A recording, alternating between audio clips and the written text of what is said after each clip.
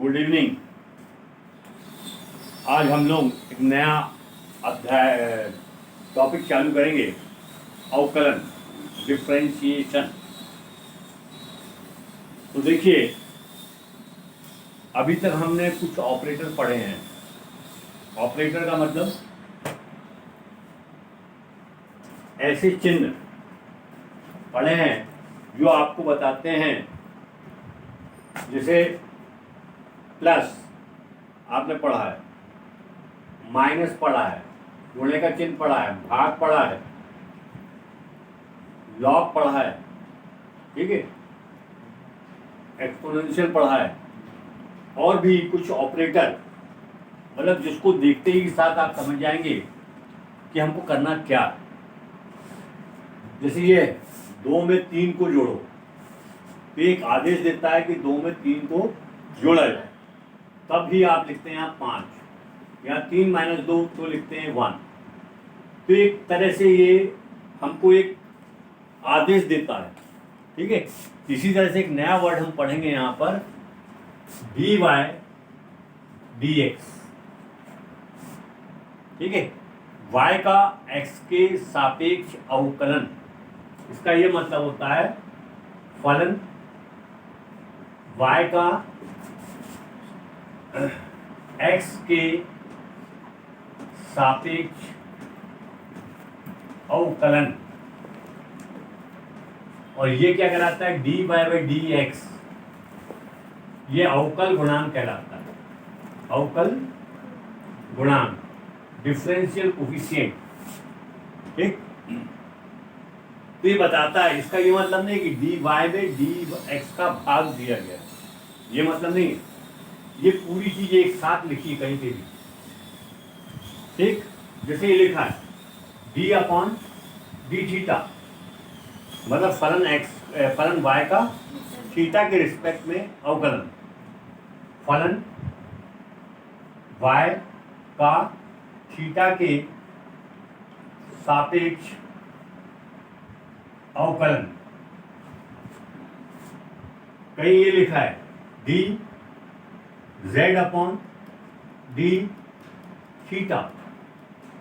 z का theta के सापेक्ष फलन, z का थीटा के सापेक्ष अवकलन। कहीं ये लिखा है dy/dz, मतलब फलन y का z के सापेक्ष अवकलन। कहीं ये लिखा है dP/dθ,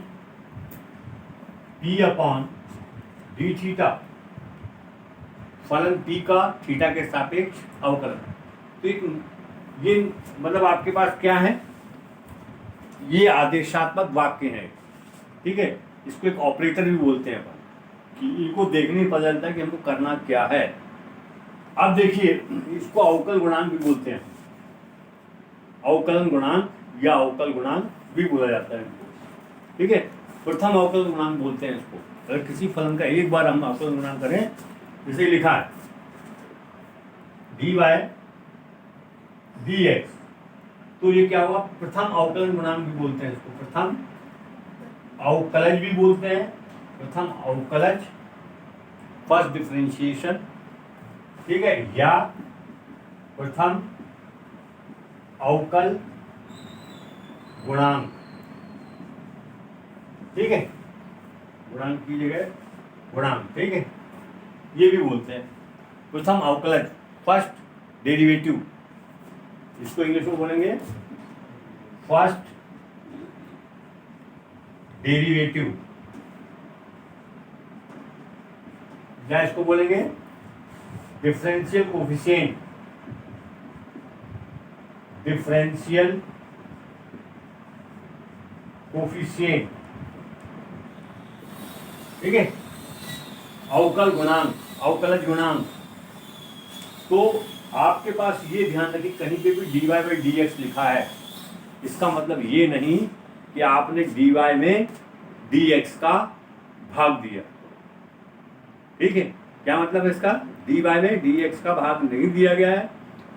फलन y, अब फलन y क्या हो सकता है? फलन y आपके पास ये हो सकता है y बराबर fx, ठीक। यहाँ पर y बराबर fx या थीटा जो भी हो सकता है अपने पास, तो ये फलन हो सकता है हमारे पास। इसका हमने क्या किया, जो यहाँ पर फंक्शन है उसके रिस्पेक्ट में हमने अवकलन कर दिया x के रिस्पेक्ट में, ठीक है। तो इसके कुछ फार्मूले हैं, ठीक है। अब इसमें देखिए, इसमें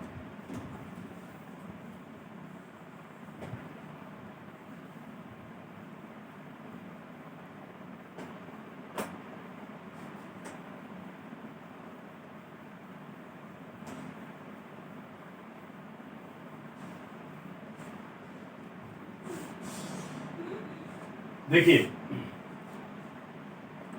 जैसे आपको मालूम है, अभी हमने बताया यहाँ लिखा है log 5, तो आपको क्या करना है, 5 का लघुगणक ज्ञात करना है, ठीक है। इसी तरह से हमने अगर यहाँ पर लिख दिया कि dy by d upon dx x square, तो इसका क्या मतलब होगा, जो फलन है y के स्थान पे हमने क्या लिख के बताया था, d अपॉन dx, तो y के स्थान पे क्या लिखा है, एक्स स्क्वायर। तो इसको जो चीज यहाँ लिखी वही चीज यहाँ लिखा होना चाहिए। तो इसको जब अवकलित करते हैं तो 2x आता है, हम बताएंगे कैसे आता है, ठीक है। ये तो पढ़ा हुआ नहीं लेवल में, dy बाई dx, अगर ये लिखा है तो इसको 1 अपॉन x आता है, ठीक है। तो ये जो है फलन का x के रिस्पेक्ट में अवकलन है। हाँ, कहीं पर अगर ऐसा लिखा है d upon dx theta square लिख दिया हमने, या साइन थीटा लिख दिया, तो ये और ये चीज अलग अलग हो गई, ठीक है। तो इसको हम बताएंगे कैसे सॉल्व करेंगे बाद में। इसको देखिए, इसको लिखते हैं d upon D theta sine theta D theta upon d x, मतलब जितना यहाँ लिखा है ये दोनों समान होना चाहिए। तो हमने क्या किया, इसमें डी थीटा का भाग दिया और डी थीटा का गुणा किया, तो ये और ये समान हो गए, ठीक है। इसका अवकलन हो जाएगा, ठीक है। तो इसको चैन नियम बोलते हैं, चैन श्रृंखला नियम, ठीक है। तो इसको तो हम बाद में पढ़ेंगे, अभी नहीं पढ़ेंगे। आपका सबसे पहले महत्वपूर्ण चीज है कि आपको सारे फार्मूले मालूम होना चाहिए, ठीक है। तो देखिए, मेरे को फार्मूले नहीं मालूम है, आप बताते जाना कौन कौन सा फार्मूला क्या क्या है।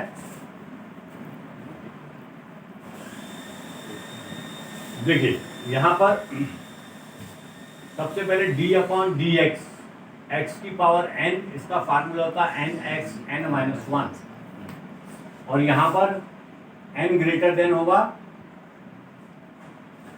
1 से, 1 के बराबर भी हो सकता है, बराबर ये भी होगा हमारे पास, ठीक है। दूसरा फार्मूला देखिए, d upon d x, e की पावर x का मान e की पावर x होता है, d upon d x log e x, इसकी वैल्यू क्या होती है, 1 अपॉन एक्स, ठीक। फिर देखिए d अपॉन डी एक्स, अब दो फंक्शन है, ठीक है। चलिए इसे वो कर लेते हैं, साइन एक्स कर लेते हैं। साइन एक्स ये क्या होता है, कॉज एक्स होता है, d upon d x cos x equal to minus sine x होता है, d upon d x tan x equal to sec square x होता है, d upon d x sec x क्या होता है,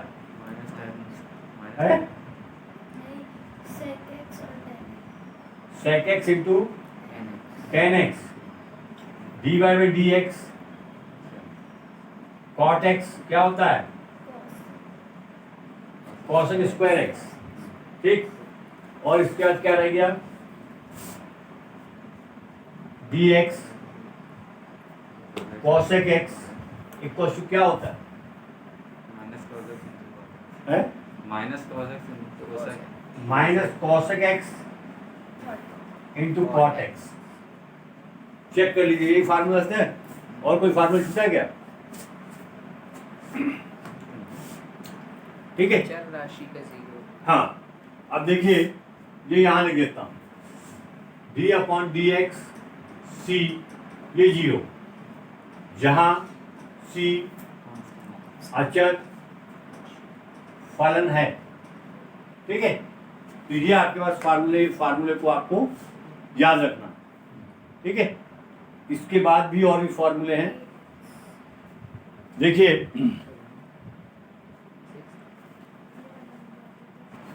अब देखिए इसके बाद जैसे दो फलन है dy बाई डी एक्स, ये u प्लस v लिखा है, u और v दो x के फलन है। हो सकता है यहाँ f1x लिखा हो और f2x लिखा हो, तब क्या होगा हमारे पास d upon d x you plus d upon d x v। अगर इसी तरह से यहाँ पर माइनस लिखा होगा तो यहाँ पर क्या जाएगा, माइनस हो जाएगा। ठीक है, अब देखिए दो फलन, इनका गुणनफल, तो किसी भी फलन को हम पहला और दूसरा मान सकते हैं। हमने इसको पहला फलन मान लिया, इसको दूसरा फलन मान लिया। ठीक, आपकी किताब में हो सकता है यहाँ f1x लिखा होगा इंटू f2x, मतलब दो फलनों का गुणनफल, दो फलनों का गुणनफल। ये क्या था, दो फलनों का अंतर और योगफल। ठीक है, ये यहाँ लिखना चाहें तो आप लिख लें, दो फलनों के योगफल व अंतर का अवकलन। ठीक है, यहां पर क्या, दो फलनों के गुणनफल, दो फलनों के गुणनफल का अवकलन क्या होगा, D upon d x into you और वी। मैंने कहा किसी भी फंक्शन को पहला और दूसरा मान सकते हैं। मैंने यू को पहला माना है, आप यू को दूसरा भी मान सकते हैं, आपके आंसर में कोई फर्क नहीं पड़ेगा। तो देखिए प्रथम फलन ऐसे ही, दूसरा फलन का गुणनफल बस दूसरे फलन का अवकलन प्लस दूसरा फंक्शन ऐसे ही पहले फलन का गुणनफल अवकलन। दो फलनों के गुणनफल का अवकलन अपन निकाल रहे हैं, तो पहला फंक्शन ऐसे ही, दूसरे फलन का अवकलन प्लस दूसरा फंक्शन ऐसे ही, अब पहला फलन का अवकलन। अब इन्होंने बोले सर ये तो गुणा है, ये इसका इसमें गुणा है, तो बोले आप इसको ऐसा लिख लीजिए ना। देखिए dy बाई डी एक्स, दूसरे का पहले का अवकलन और दूसरा फंक्शन ऐसे ही, तो ये गलत हो जाएगा, ये हम यहां पहुंच जाएंगे। ठीक है, तो आप इसको ध्यान रखिए कि हमारे पास दो फलन है, पहले फलन ऐसे ले लिया, दूसरे फलन का अवकलन कर दिया, प्लस दूसरा फलन ऐसे ले लिया, पहले फलन का अवकलन कर दिया। उसके बाद देखिए दो फलनों के भागफल का अवकल गुणांक या अवकलन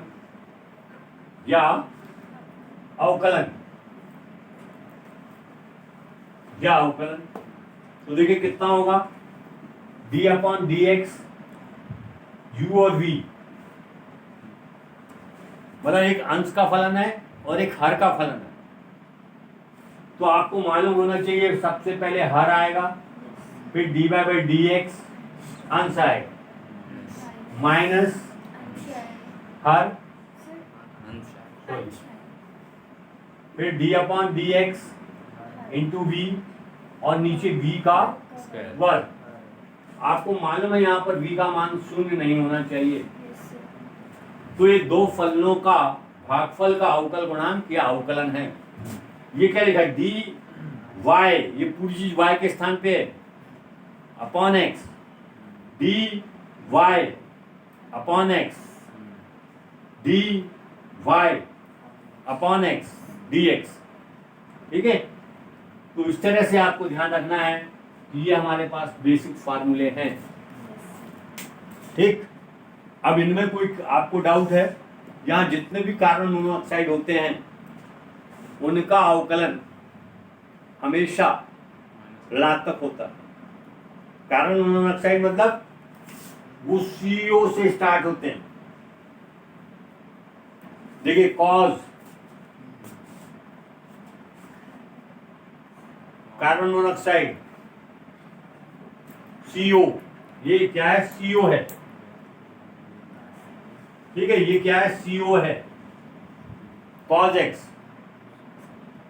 जितने भी कार्बन मोनोऑक्साइड होते हैं, CO एक कार्बन मोनोऑक्साइड है, CO कार्बन मोनोऑक्साइड है, CO कार्बन मोनोऑक्साइड, ठीक है। तो आपको मालूम होना चाहिए जितने भी कार्बन मोनोऑक्साइड होते हैं उनका अवकलन गुणांक हमेशा ऋणात्मक होता है, ठीक है। तो ये अध्याय अपन चालू करेंगे। तो सबसे पहले आप ये बताइए कि आप लोगों को सब फार्मूले मालूम हैं? सब याद नहीं हो गया? हाँ, ये सारा आप लोगों ने 11th क्लास में पढ़ा होगा, मैथ्स में भी और फिजिक्स में भी। मैथ्स में और फिजिक्स दोनों में पढ़ा होगा, ठीक है। तो आपको यहाँ पर कहीं पे भी कोई दिक्कत नहीं होना चाहिए, ठीक। स्टार्ट कर रहे हैं।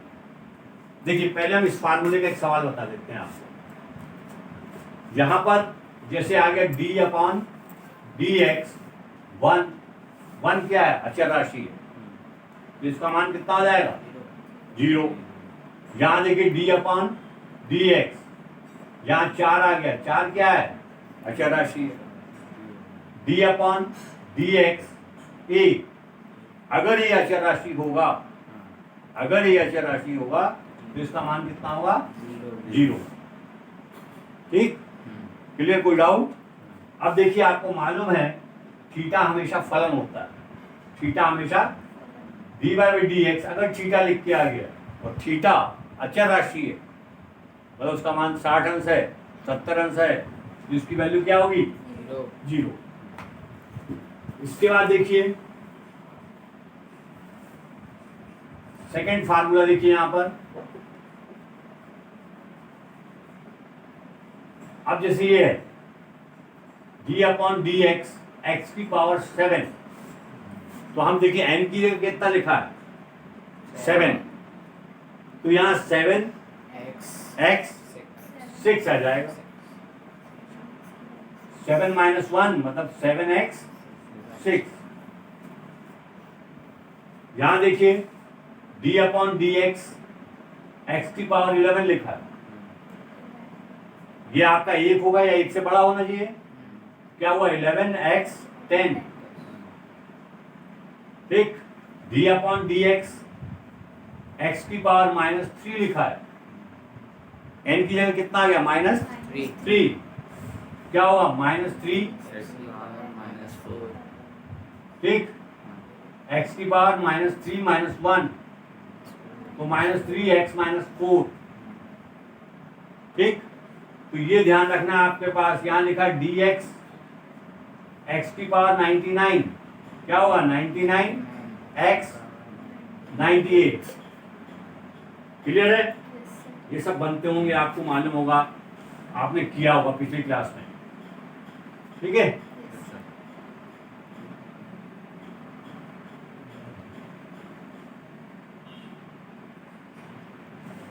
अब ये सब मानक फार्मूले हैं, ये जितने भी है स्टैंडर्ड फार्मूले हैं। अगर कोई सवाल हमारे पास इस तरह से लिखा है तो ये मानक फार्मूला नहीं है, इसको पहले मानक फार्मूले में कन्वर्ट करेंगे, उसके बाद हल करेंगे। जैसे कोई सवाल लिखा है ऐसा, D/dx sin 3x, ये 3x लिखा है, यहाँ sin x लिखा है, तो दोनों में फर्क है, ये मानक फार्मूला नहीं है। पहले इसको मानक फार्मूला मतलब इतनी चीज को हम केवल एक संख्या के रूप में बनाएंगे, x के फॉर्म में बनाएंगे, थीटा के फॉर्म में बनाएंगे, t के फॉर्म में बनाएंगे, ठीक है, तब उसको हम चेंज करेंगे। तो ये सारे मानक फार्मूले आपको याद होना चाहिए, ठीक है। अब देखिए इस फार्मूले से संबंधित हम सवाल बता रहे हैं आपको। जैसे हमारे पास लिखा है D/dx, एक फार्मूला और नहीं लिखा था मैंने, वो यहां लिख देता हूं, D/dx c fx, तो ये बराबर c D/dx fx, जहां अचर ठीक है। अब देखिए जैसे ये सवाल है हमारे पास, तो यहाँ पे एक u लिखा और एक v लिखा, लिखा ना, u और v। तो देखिए हम अपने समझने के लिए इसको ऐसा लिख लेते हैं।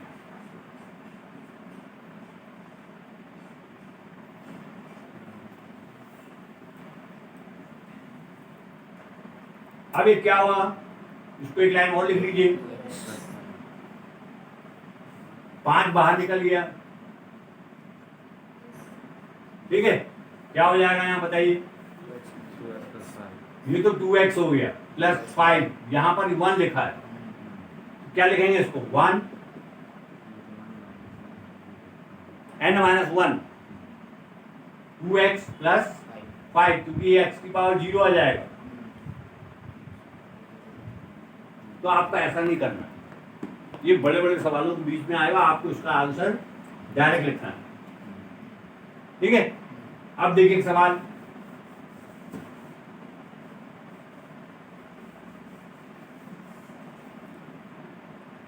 x की power 4 minus 5x² plus 7x minus 6, योगफल भी आ गया और अंतर भी आ गया। तो देखिए इसका उत्तर आएगा 4x³ 10x, देखते हैं d/dx,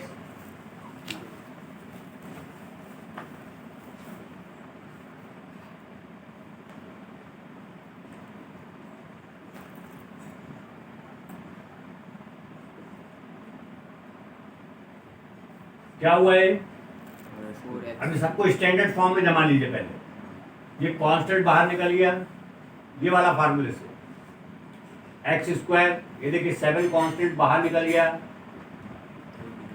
ये तो 0 हो जाएगा। क्या बनेगा 4x³ 5, इसको करेंगे तो कितना आएगा प्लस 7 1 आ जाएगा, ठीक है। तो ये सवाल आपको इतना नहीं करना है, डायरेक्ट ये करना है आप, ठीक है। अब देखिए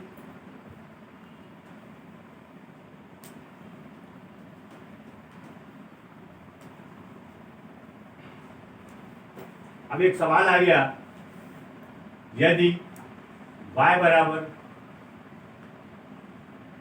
7 sin x plus 8 cos x, तो dy/dx का मान ज्ञात करिए या प्रथम अवकलज ज्ञात कीजिए। तब dy/dx ज्ञात करो। तो देखिए आपके पास दिया क्या गया, दिया गया है y बराबर -7 8 cos x। आप लिखोगे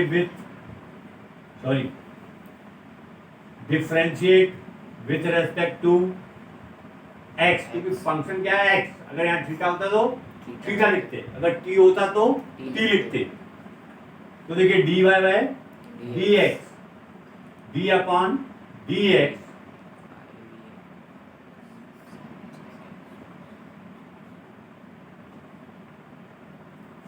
मैं लिखूँ डायरेक्ट, 5 कांस्टेंट पहले वाले में से बाहर आ जाएगा। अब इसका बचेगा ex, d की पावर ex कितना होता है, क्लियर रांची, 7 बाहर निकल गया, sin x का कितना होता है cos x, माइनस नहीं प्लस 8 cos का, ये आंसर हो गया, ठीक। तो आपको कुछ नहीं, मानक फार्मूले दिए गए हैं। अब देखिए एक सवाल ये दिया गया आपके पास, आ रहा है समझ में, अभी तो हाँ हाँ बोलकर बेटा, बोल दिए मतलब ठंड आएगी, अभी पसीने निकलेंगे एकदम, 1-1.5 महीने में खत्म कर दूंगा ये।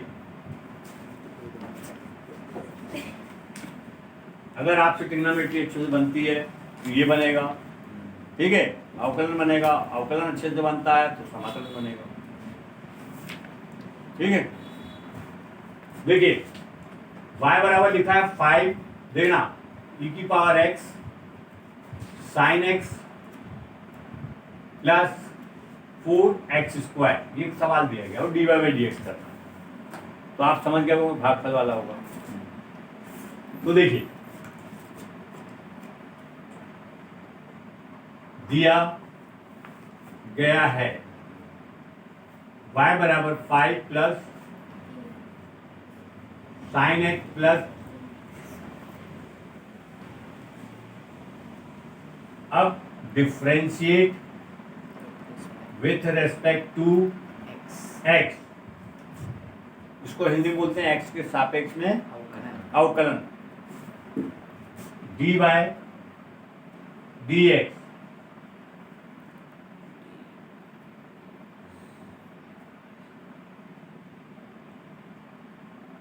ठीक। ऊपर वाली चीज u के रूप में लिखी है और नीचे वाली चीज v के रूप में लिखी है। फार्मूला ये लगेगा, देखिए sine x plus 4x square d by d x e की पावर x माइनस, इस जगह नीचे लिख लेते हैं 5 प्लस ई की power x d y by d x, ठीक। और नीचे क्या आएगा,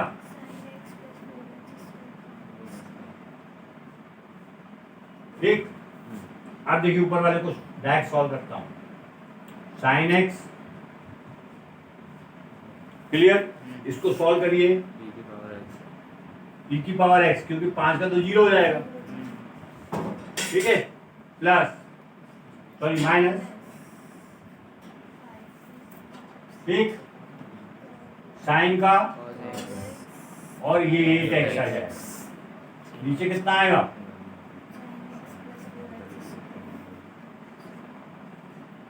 ये इसका आंसर हो जाएगा,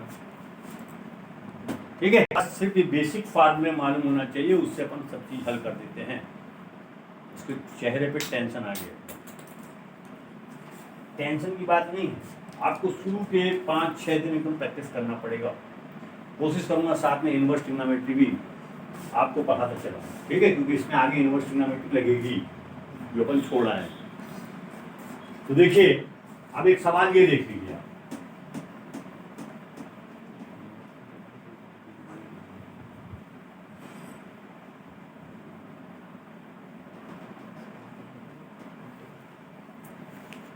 जैसे एक सवाल ये d y by d x, इसका मान ज्ञात करें, तो यहां पर 2 फलन है, तो इसका आंसर इतना आएगा, ठीक है। तो देखिए आपके पास मान लो, आप इसको u मान लो और इसको v मान लो, आपके ऊपर है। तो पहला फंक्शन ऐसे, दूसरे का अवकलन प्लस दूसरा फंक्शन ऐसे ही पहले का अवकलन, तो क्या हुआ x इंटू ई की पावर x प्लस ई की पावर x, और इसका कितना हो जाएगा, ये ई की पावर x को बाहर निकाला, ठीक। अब देखिए आप बोले नहीं सर एक काम करिए, इसको बदल दीजिए, आप इसको v मान लीजिए, इसको u मान लीजिए। तो पहला फंक्शन u, दूसरे फलन का अवकलन प्लस दूसरा फंक्शन और पहले फंक्शन का अवकलन, u का अवकलन। तो देखिए e की पावर x, ये कितना हो जाएगा 1x इंटू ई की पावर x,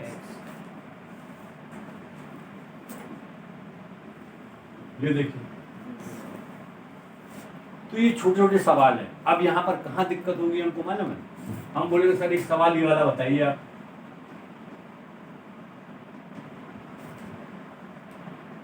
अब ये इनवर्स प्रतिलोम है, इसका फार्मूला होता है one upon 1 minus x square, ठीक है। तो आप घबराइए नहीं, इसको भी आप पढ़िए। हम अगली क्लास में, अभी इसको दे दिया मैंने, अगली क्लास में प्रतिलोम त्रिकोणमिति के कुछ सवाल कराएंगे पहले, ठीक है। अब इसमें क्या है, आप कहाँ तक पढ़ सकते हैं, कहाँ तक